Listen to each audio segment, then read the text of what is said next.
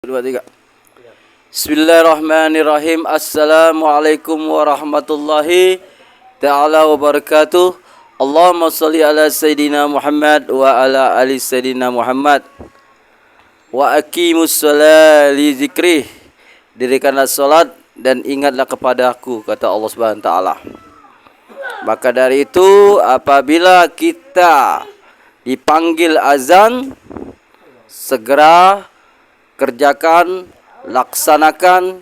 Itu perintah Allah Subhanahu wa taala, rajanya manusia, Malikinas, rajanya manusia.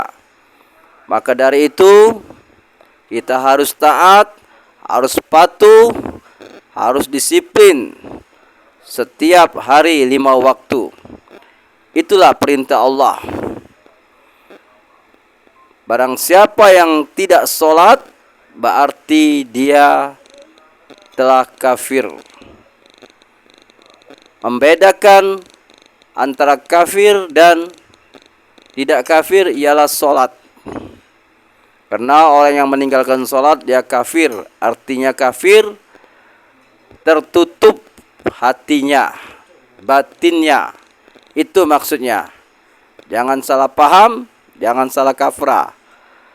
Kafir di sini artinya tertutup mata hatinya, mata batinnya. Maka dari itu orang yang tidak sholat, mata hatinya tertutup, mata batinnya tertutup, tidak bisa melihat kebesaran Allah Subhanahu wa taala. Bahwa Allah Subhanahu wa taala lah yang memanggilnya pada saat orang azan. Hayya 'alas shalah, hayya 'alas shalah.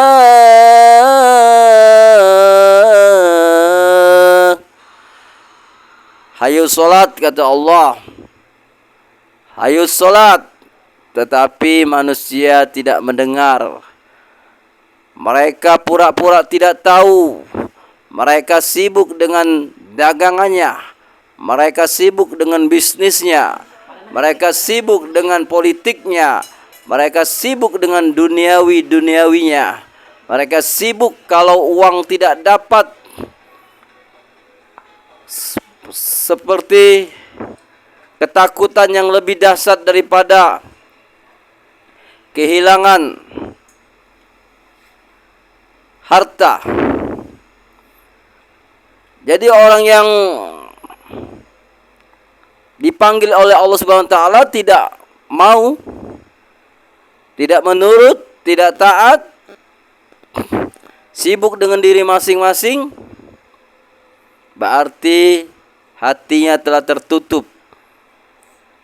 telinganya telah tertutup, sehingga dia tidak bisa mendengar kebesaran Allah, tidak bisa melihat kebesaran Allah.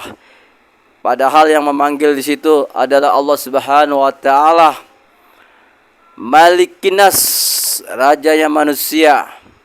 Kenapa kita tidak mau sembah raja kita, Allah Subhanahu wa taala? Malikinas, rajanya manusia. Dipanggil oleh raja, tidak mau, tidak nurut, tidak patuh. Tapi kalau dipanggil oleh pemimpinnya, dipanggil oleh atasannya, dipanggil oleh rajanya manusia, yaitu manusia yang mengaku dirinya raja, itu manusia, cepat sekali. Padahal yang asli itu rajanya manusia itu Allah Subhanahu wa taala, Malikinas, pencipta langit dan bumi dan seluruh makhluk di muka bumi ini. Kalau dipanggil pemimpin, cepat sekali. Dipanggil atasan, cepat sekali. Padahal baru mau makan. Saking takutnya tadi, ditinggalkannya nasi tadi. Baru makan 2 suap. Ditelepon oleh atasan, oleh pimpinan, dia ditelepon. Di mana? Assalamualaikum. Waalaikumsalam. Di mana, Bapak? Saya ada di sini, Pak. lagi makan. Nanti ke ruangan. Temuin saya, ada perlu. Siap, Pak. Siap. Siap, Pak. Siap, Pak. Siap, Pak. Siap. Takut dengan pemimpin tadi. Padahal lagi makan. Makan pun baru 2 suap. Ditinggalkannya nasi tadi. Ditinggalkannya minuman tadi. Takut. Takut karena nanti digeser. Takut nanti kena berhenti. Takut nanti gaji yang nggak naik. Takut dimarahi oleh pimpinan. Baru dipanggil pimpinan. Ditelepon. Sudah terbirit-birit. Puntang-panting. Ketakutan. Tapi dengan Allah dipanggil hayya shalah, hayya falah, hayo kita salat, hayo kita menuju kejayaan. Tidak mau. Padahal Allah manggil kita, hayo salat. Untuk mengingatku, kata Allah. Hayya falah, hayo kita menuju kejayaan. Menuju kejayaan dunia dan akhirat. Jaminannya Allah yang manggil, kita nggak mau. Padahal Allah itu raja kita, menciptakan kita, yang memberi makan kita, memberi minum, memberi pakaian, memberi kita rezeki, memberi kita istri, memberi kita anak, rumah, harta, benda, uang, kepintaran, ilmu. Tapi diabaikan Allah Subhanahu wa taala. Kenapa? Karena Allah itu tidak bisa dilihat. Allah itu gaib katanya. Allah tidak bisa dilihat, gaib. Jadi Allah itu tidak hanya sebatas lisan imannya. Allah itu memang maha melihat. Tapi tidak diimaninya dengan keyakinannya. Bahwa Allah itu melihat kita, lahir batin kita, zahir batin kita. Karena Allah itu gaib katanya, enggak kelihatan, enggak tampak, enggak zahir.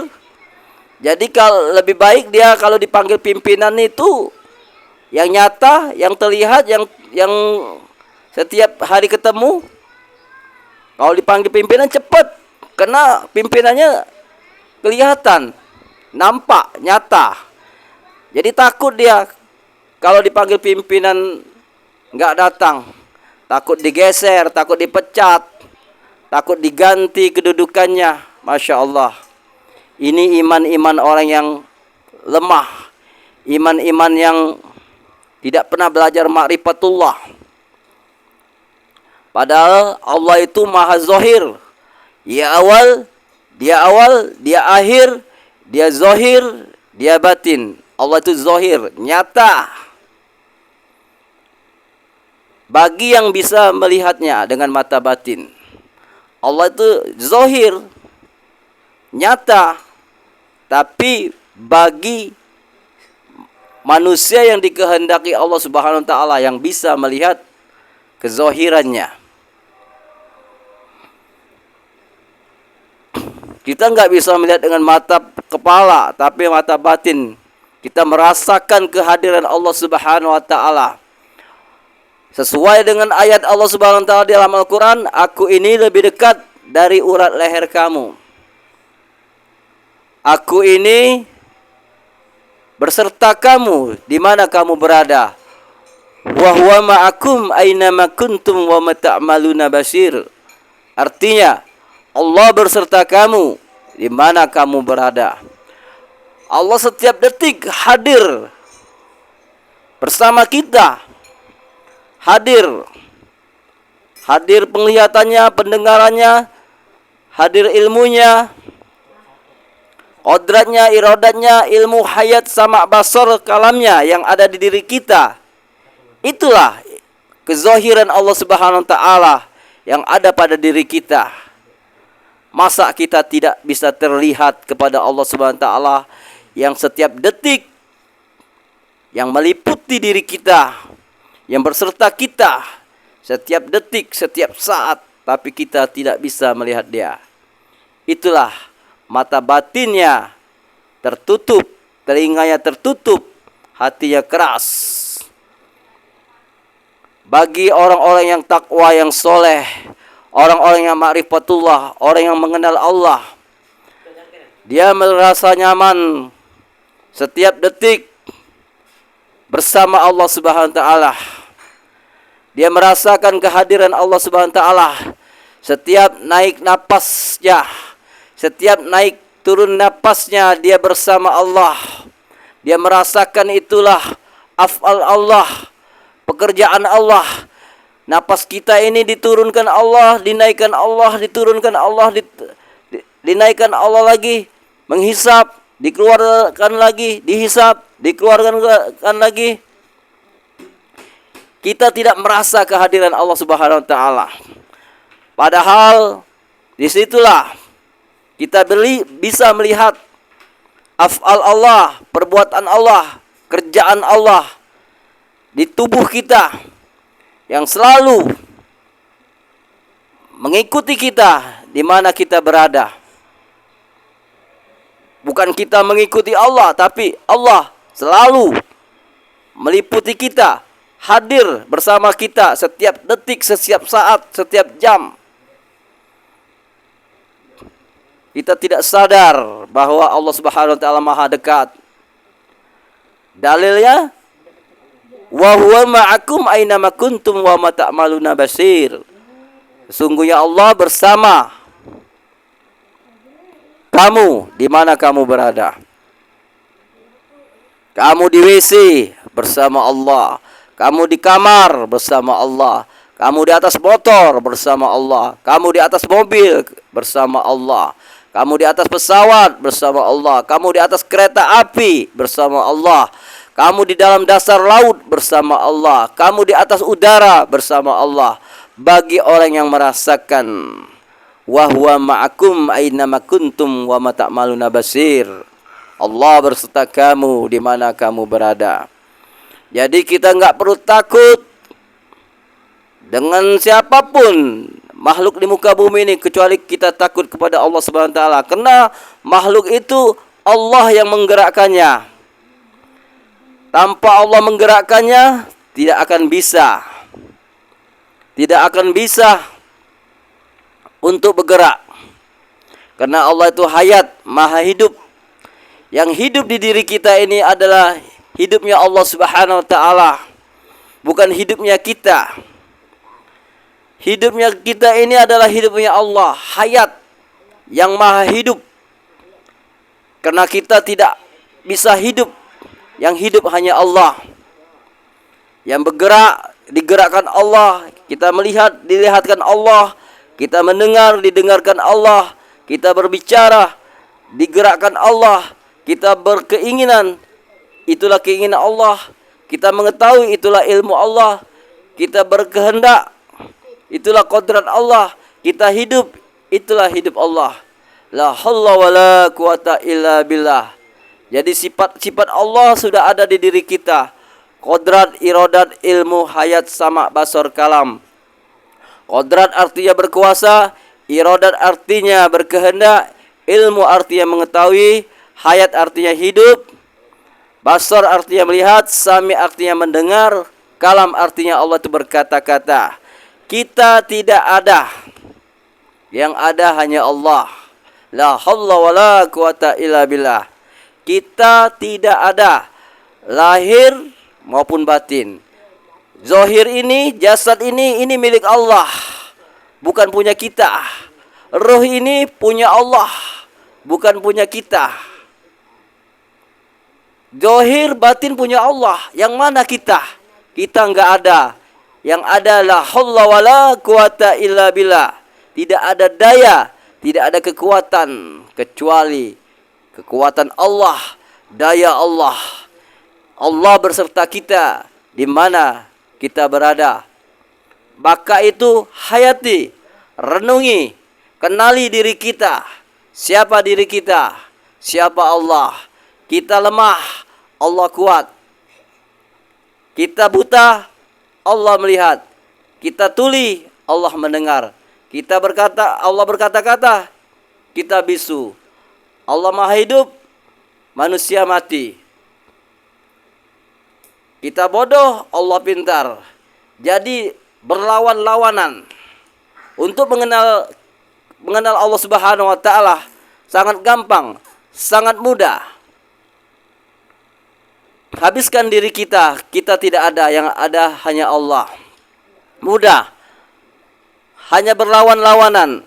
Yang kuat Allah, kita lemah. Yang melihat Allah, kita buta. Yang mendengar Allah, kita tuli. Yang berkata-kata Allah, kita bisu. Yang mengetahui Allah, kita bodoh. Yang berkuasa, kita lemah. Yang berkuasa Allah, kita lemah. Yang berkehendak Allah, kita hanya dikehendaki. Yang hidup hanya Allah, manusia mati. Itulah contoh untuk ma'rifatullah, untuk mengenal Allah. Pelajarilah pelan-pelan, pahami, penuh kesadaran. Hayati penuh kesadaran bahwa diri kita tidak ada daya, tidak ada upaya kecuali pertolongan Allah. Jadi kita setiap detik menyaksikan di diri kita, menyaksikan Allah, menyaksikan perbuatannya yang ada di diri kita. Kita ditegakkannya, didudukkannya, digulingkannya, semua itu hanya milik Allah. Itulah af'al Allah, itulah kelakuan Allah. Artinya kita bisa menyaksikan Allah. La haula wala quwata illa billah. Asyhadu an la ilaha illallah wa asyhadu anna Muhammadar Rasulullah. Aku bersaksi bahwa tidak ada Tuhan kecuali Allah. Siapa yang kusaksikan hanya Allah, dan Nabi Muhammad adalah utusan Allah. Dan kita menyaksikan utusan Allah, yaitu Rasulullah, yang selalu mengajarkan kita untuk berbuat kebaikan, untuk memuji Allah Subhanahu wa taala, yaitu Rasulullah, utusan Allah yang ada di diri kita. Kita di dalam diri kita ini ada utusan Allah, yaitu Nur Muhammad SAW yang ada di diri kita. Itulah utusan Allah Subhanahu wa taala.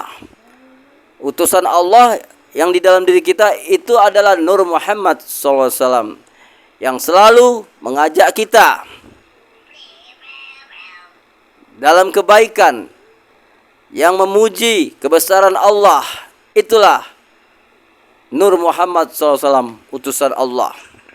Maka dari itu, jadilah kita manusia yang soleh, bertakwa, mengenal Allah, mengenal Rasulullah. Bahwa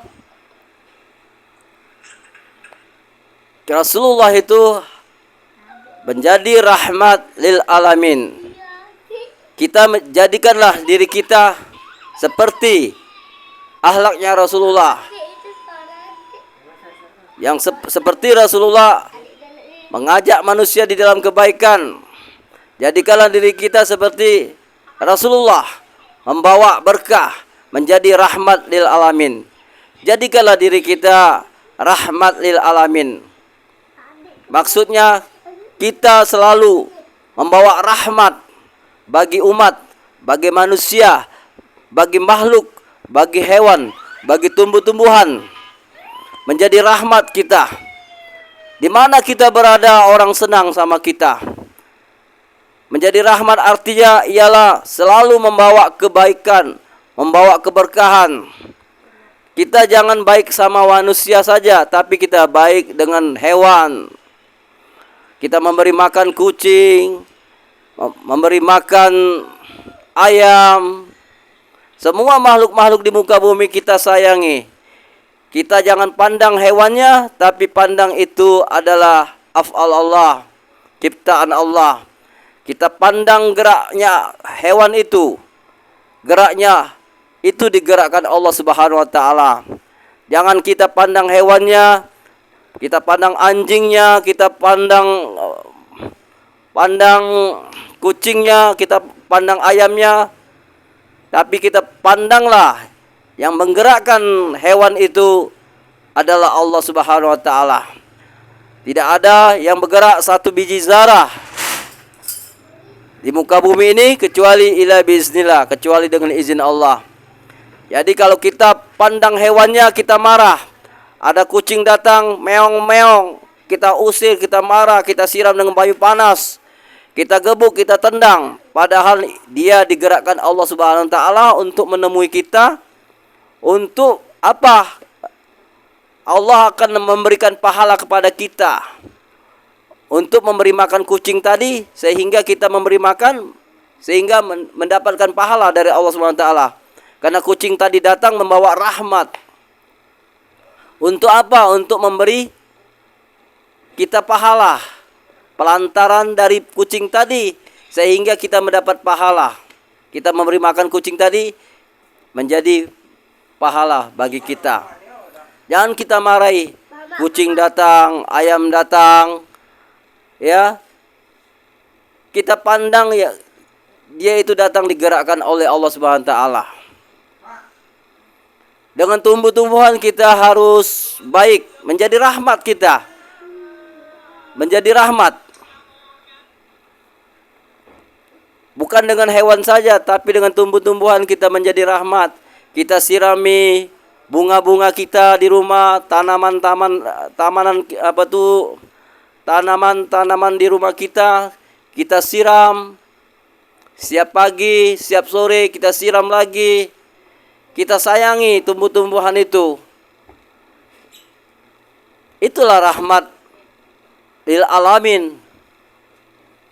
Kita sayangi juga selain tumbuh-tumbuhan, hewan, makhluk-makhluk di muka bumi ini kita sayangin. Karena apa? Karena itu adalah makhluknya Allah, ciptaannya Allah. Jadi kita sayangi. Barang siapa yang menyayangi makhluk di bumi, yang di langit akan menyayangi kita. Siapa yang di langit? Yaitu para malaikat. Sayang kepada kita. Maka dari itu, jadilah kita seperti sifatnya Rasulullah, menjadi rahmat lil alamin bagi kita. Karena Rasulullah diturunkan di muka bumi ini menjadi rahmat lil alamin, untuk menyempurnakan akhlak. Jadi rahmatlah kita, sebagian makhluk-makhluk di muka bumi ini kita menjadi rahmat. Dengan tetangga kita menjadi rahmat. Di tempat pekerjaan kita menjadi rahmat. Jadi istilahnya itu, kita selalu berbuat kebaikan, bermanfaat bagi orang lain. Kata Rasulullah, berbahagialah orang yang bermanfaat bagi orang lain. Artinya apa? Kita berguna. Walaupun kita nggak ada ilmu yang tinggi, jabatan tidak tinggi, uang tidak banyak, miskin, tapi kita akhlak kita tinggi daripada ilmu. Yang penting akhlak dulu, adab, cara. Kalau ilmunya tinggi, sekolahnya tinggi, tapi akhlaknya nggak ada adab, nggak ada artinya. Percuma sekolah tinggi-tinggi sampai ke luar negeri, ya. Tapi akhlaknya nggak ada sopan santun. Dengan orang tua nggak ada sopan santun, dengan orang tua nggak ada sopan santun, dengan anak-anak kecil nggak seneng, nggak setuju. Nah, akhlaknya gimana itu? Yang penting akhlak, adab, cara kita bergaul dengan orang tua gimana, kita bergaul dengan anak kecil gimana. Jangan kita mentang-mentang sudah tinggi sekolahnya, ilmunya sudah tinggi, tapi adabnya, akhlaknya angkuh, sombong, ingin dipuji, ingin diangkat-angkat, ingin dipanggil dulu, ingin dihormati dulu. Itu bukan orang tauhid, itu bukan orang makrifat. Orang yang mengenal Allah itu semakin tinggi ilmu ma'rifatnya, semakin dia lebur. Semakin dia tinggi ilmu tauhidnya, semakin dia melemah. Seperti padi, semakin tua, semakin nunduk. Bukannya membusungkan dada. Lihatlah padi. Padi itu semakin dia berisi, semakin tunduk. Semakin berisi, semakin nunduk. Semakin berisi, semakin duduk. Itu contoh. Alam tabantang jadi guru, jadi saksi.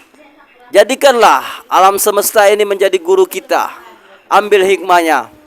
Seperti padi tadi, semakin tinggi ilmunya semakin tunduk, semakin berisi semakin tunduk. Artinya semakin ilmu kita tinggi, kita semakin tunduk. Semakin tunduk, merasa diri kita tidak ada apa-apanya. Yang pintar hanya Allah Subhanahu wa taala. Akuilah kita dengan Allah Subhanahu wa taala bahwa ilmu kita tidak ada. Itu ilmu Allah. Semuanya di dunia ini ilmu Allah. Yang buat mobil, motor, rumah, tanah, membuat kendaraan ini, kendaraan itu, pesawat terbang, kapal laut, itu semuanya Allah yang membuat. Itu ilmu Allah.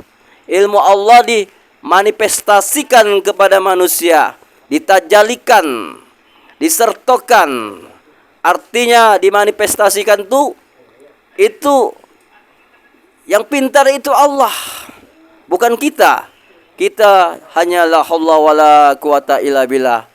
Kalau kita sadar bahwa diri kita tidak ada apa-apa, tidak ada ilmu, tidak ada apanya, itu sudah Masya Allah. Kita merasa diri kita lebur, tidak ada apa-apa, hanya Allah. Nah, yang orang sombong tadi mempunyai ilmu. Aku yang membuat mobil, aku yang membuat rumah, aku yang membuat pesawat, aku yang membuat kapal selam. Karena ilmu saya, karena saya sekolah tinggi, karena saya sekolahnya di luar negeri. Padahal itu semuanya omong bohong. Itu hanya hayalan. Itu semuanya ilmu Allah Subhanahu wa taala yang dimanifestasikan kepada manusia. Artinya kalau itu dimanifestasikan itu hanya dimasukkan saja ilmu itu sebentar. Tapi kalau Allah kehendaki, dicabut ilmunya, akalnya, dia bisa gila. Bagi Allah kun fayakun. Sedikit saja Allah ngomong, laju. Merasa pintar, merasa hebat, Allah tarik itu akalnya, sehingga dia bisa gila. Kita tidak ada kekuatan. Jadi kita sadari semua ilmu itu ilmu Allah, milik Allah. Ya Alim, yang maha mengetahui lahir dan batin, yang maha mengetahui yang zahir maupun yang batin. Maka dari itu sadarilah diri kita bahwa diri kita tidak ada daya dan upaya. Belajarlah kepada guru-guru kita, belajarlah kepada mursyid-mursyid kita ilmu tasawuf, ilmu tauhid, ilmu ma'rifatullah, ilmu mengenal Allah, agar kita bisa mengenal diri kita dan mengenal Allah. Untuk tahap mengenal Allah Subhanahu wa taala, kenali diri kita dulu. Kita lemah, kita bodoh, kita buta, kita bisu, kita tidak bisa bicara, kita tidak mengetahui. Kita manusia semuanya mati, yang hidup hanya Allah.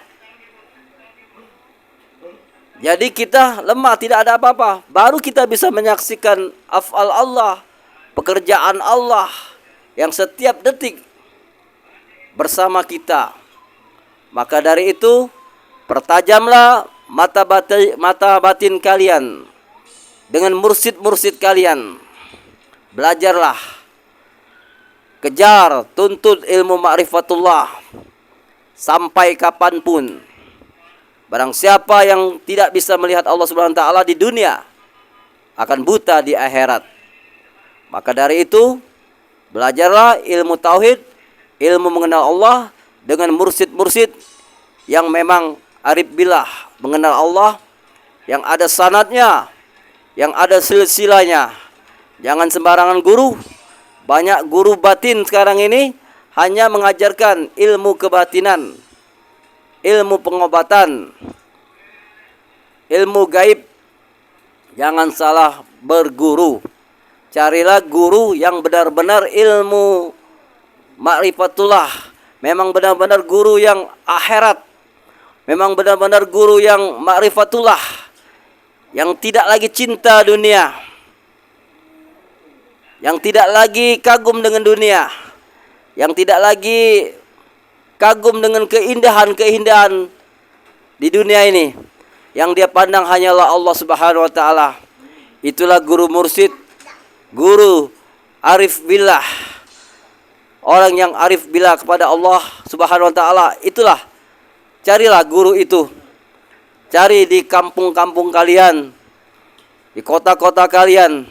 Banyak guru-guru itu yang tersembunyi, yang tampak nyata, yang tidak kelihatan, kecuali orang-orang yang ditunjuki oleh Allah Subhanahu wa taala, kecuali orang-orang yang dikehendaki Allah Subhanahu wa taala, kecuali orang-orang yang memang bersungguh-sungguh mencari Allah Subhanahu wa taala.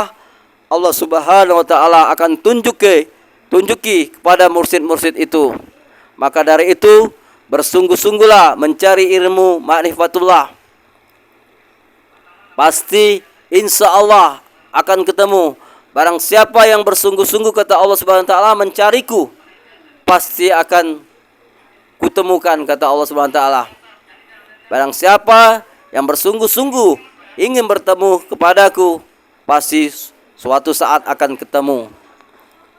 Di dunia ini kita bisa melihat, menyaksikan Allah Subhanahu wa taala dengan mata batin kita. Kita akan berjumpa dengan Allah di dunia ini dan di akhirat. Barang siapa yang bisa belajar ilmu makrifat, mengenal Allah, insyaallah hidupnya tenang, tidak akan lagi goyang. Walaupun ada badai, dia tetap tenang. Walaupun dia susah, gelisah, pasti ada. Takut, pasti ada. Tapi kalau orang sudah ma'rifatullah, tidak ada lagi rasa takut, tidak ada lagi rasa cemas, tidak ada lagi khawatir, karena semua itu kelakuan Allah Subhanahu wa taala. Dia sudah kenal kepada zat yang menciptakan langit dan bumi masuk dirinya. Dia sudah kenal semua gerak dan gerik itu dari Allah Subhanahu wa taala. Mati dan hidup itu dari Allah Subhanahu wa taala. Semuanya ini adalah digerakkan Allah Subhanahu wa taala. Semua makhluk di muka bumi ini Allah Subhanahu wa taala yang menggerakkannya. Maka dari itu, mereka yang mengenal Allah tidak akan takut. Illa biiznillah, tidak akan bergerak satu zarah kecuali izin Allah. Maka dari itu, berlindunglah kepada Allah Subhanahu wa taala daripada gangguan-gangguan was-was, cemas, gangguan-gangguan setan. Banyak-banyaklah kita berselawat dengan Rasulullah sallallahu alaihi wasallam, beristighfar dan berkalimat la ilaha illallah sebanyak-banyaknya, tapi dengan jalan ada guru mursyid untuk membimbing kita. Carilah guru, carilah mursyid yang ada silsilahnya, yang ada sambungannya dari guru ke guru, ke guru, ke guru, ke tabi'in, sahabat, sampai ke Rasulullah, sampai malaikat Jibril, sampai ke Allah Subhanahu wa taala. Ada silsilah yang menyambung sampai ke Rasulullah, sampai malaikat Jibril, sampai ke Allah Subhanahu wa taala. Itulah jalan, namanya jalan torekat. Barang siapa yang tidak mau belajar, dia akan rugi. Karena ini akhir zaman, tidak ada lagi nabi, tidak ada lagi rasul. Ikutilah para ulama, yaitu ulama tasawuf, ulama tauhid, ulama ma'rifatullah. Jangan ulama dunia, ulama yang hanya uang, yang hanya uang. Memang uang perlu dicari, memang uang perlu kita, tapi kita tidak masukkan di dalam batin kita dunia ini. Yang di batin kita hanya Allah. Uang kita tidak masukkan ke dalam batin kita. Yang kita masukkan hanya Allah Subhanahu wa taala. Carilah ulama yang akhirat, yang tidak rakus dengan dunia, yang tidak mengadu domba, yang tidak menjadi provokator, yang tidak mengumbar nafsu sana sini, menjelekkan umat sana sini, menjelekkan umat Islam sana sini. Jangan diikuti ulama-ulama dunia yang gila dunia, yang nyari jabatan, nyari kedudukan, yang menjadi provokator, yang mengadu domba, yang membuka-muka aib saudaranya, yang menjelekkan sana, menjelekkan sini. Itu bukan ustadz, bukan ulama. Kalau ustadz, ulama menjelekkan sana, menjelekkan sini, itu bukan ustadz, itu bukan ulama. Padahal dia sudah tahu ilmunya. Barang siapa yang menggibah, kata Nabi, habis amal pahalanya. Seperti kayu api, dibakar api, tinggal abu. Jadi orang yang menggibah saudaranya, baik dia Islam maupun bukan Islam, dia menggibah, dia menggunjing, dia membuka aib, pahalanya akan habis. Pahala sholatnya, pahala hajinya, pahala sedekahnya, seluruh amal ibadahnya habis. Jadi kalau ada ulama, ada ustadz, sadarlah, sadar kalian. Jangan menjelek-jelekkan saudaramu sendiri, mengumbar nafsu kamu sendiri, ingin dipuji orang, ingin dikatakan hebat, ingin dikatakan melawan, ingin dikatakan ilmunya tinggi. Tapi orang ma'rifatullah, dia tidak merasa ada ilmu, dia tidak merasa hebat, dia tidak merasa gagah, dia hanya lemah. La haula wala quwata illa billah. Itulah ulama tasawuf, itulah ulama arif billah. Carilah guru yang seperti itu. Tapi kalau ada guru yang menggunjing, yang menggibah, yang membuka aib, yang mengasut, menjadi provokator, itulah ulama dunia. Jangan diikuti. Kita bisa menandainya, ulama akhirat atau ulama dunia. Kalau ulama dunia seperti tadi, tapi kalau ulama akhirat, dia tidak akan menggunjing orang, dia tidak akan mengumpat orang, dia tidak akan membuka aib orang. Dia semuanya dipandang oleh ulama itu, dipandang oleh orang alif billah itu, semuanya itu adalah af'al Allah, kelakuan Allah. Dia hanya seperti menonton TV, melihat layar. Itu semuanya gawe Allah, pekerjaan Allah. La haula wala quwata illa billah. Itulah guru yang sejati, guru zohir, yang nyata, yang tampak. Carilah guru arif billah, yang ma'rifatullah. Assalamualaikum warahmatullahi ta'ala wabarakatuh. Allahumma sholli ala sayyidina Muhammad wa ala ali sayyidina Muhammad. Saya mohon maaf lahir dan batin kalau ada kata dan salah ucapan saya.